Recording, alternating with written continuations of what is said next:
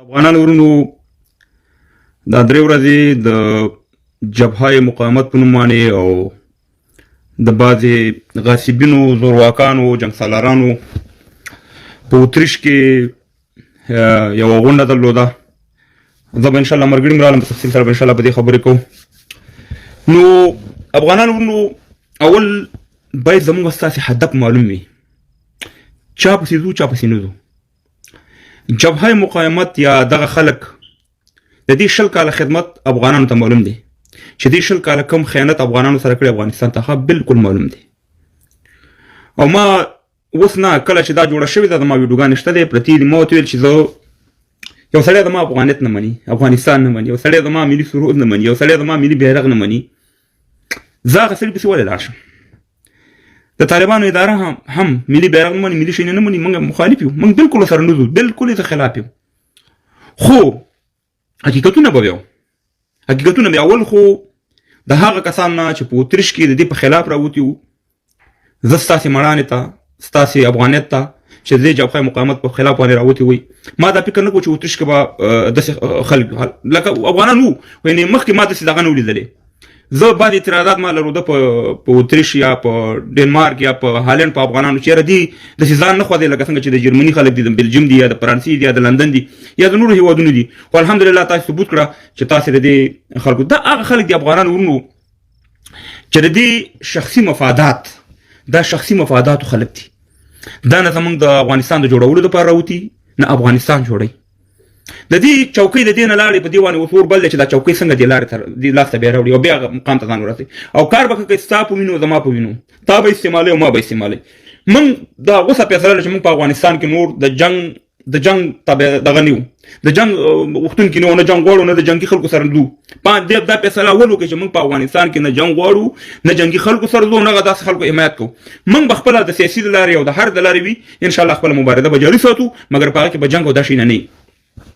افغانان ورونو د هغه خلک دي چې په دې باندې تاسې ټول خبره سئ چې 20 کاله دي په میلیونهاو ډالر وال 20 کاله صرف د جمهوریت په نوم باندې د افغانانو حق وخوړو، خلک یې ذلیله کړه، قرباني زموږ ملي اردو والا ورکړه، زموږ عام ولس ورکړه، مګر پیسې ټولې دي ووالې او دې په دې خپل ګریوان کې لږ سوچ وکړي چې تاسې څه خدمت کړی چې تاسې دلته موږ ته ځان بیا نغ کوئ او دې ته بل دې ته راغونډېږئ د بشکو ډلو. تاسې خو افغانستان تباه او برباد کړی دی.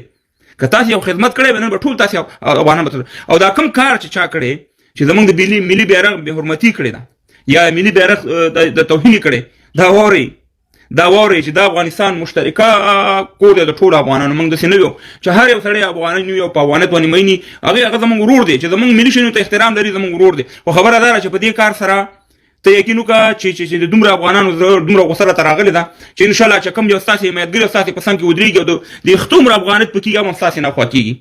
لکه چې تاسې هغه کار وکړو چې انتهایي هغه پنجابیان هم هغه کارونه کوي چې ته زما بیرغ نه پرېږدي په دا کې، زه تاسو کوم ستا د تنظیم بیرغ دلته راته نیولی سم زما بیرغ یې هغه معلوم دی درې رنګه ملي بیرغ افغانیت افغانستان دا نه منونکي چې دي هغې سره بالکل په قطار کې منو افغانان غوسه فیصله به کوو. بعد یو افغانان نشي چېره باید موږ افغانان سره په اتفاق کې شو. دا وروره په اتفاق کې زه هله کېږم چې هغه سړی زما هم فکره هم نظره هغه زما د افغانستان ملي ګټې په دغه کې نیسي په دغه کې. خو موږ یو طالبانو ته دغه ورکړو، د طالبانو ادارې ته چې ګورئ خدای ته وګورئ د دې قدرت او د دې قدرت د نشې نه راکوشئ.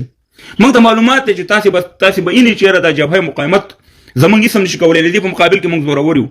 خو دلته یاد ساتئ چې دې پسې نور قدرتونه ولاړ دي. په خدای کې نو که هغه وخت په 2001 کې چې څه رقم ستاسې حکومت ختم شو د هغې نه به زر ستاسې حکومت ختمېږي.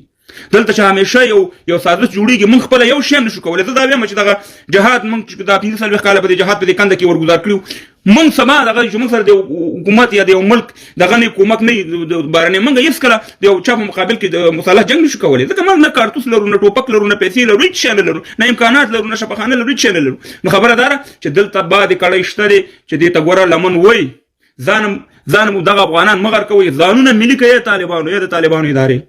خدای ته وګورئ ملي شئ. دغه یو څو د آیسای جنټان چې ستاسې په دې صفونو کې دي ښه پیژنئ، دا د خپلو صفونو نه وباسئ. دغه یو څو مولیان چې دا د عزیزرحمان شاګردان پاتې شوي د پاکستان په مدرسو کې او د آیسای د سوري لاندې پاتې شوي، هغه تا هم غر کوئ، ما هم غر کوئ، ولس هم غر کوئ او دغه د اسلام جنازه مو باسي او د پښتنو د افغانانو جنازه مو باسي. موږ تاسې په کلکه دغه غوښتنه کوو. تاسې اوس په خپله په دې شي نو پوه یاستئ موږ هېڅکله د جنګ دغه نه یو. نو زه به انشاءالله لږ مرګړي مرالمه او په دې باندې به نظر ورکوئ چېرې موږ د جبهه مقاومت سره ځو که د طالبانو کو دغه شان دي سپینسل خلکو سره چې دا پرون په اتریش کې راوتی او د افغانستان د لپاره مظاهره کړې و د دې خلکو په خلاف راوتی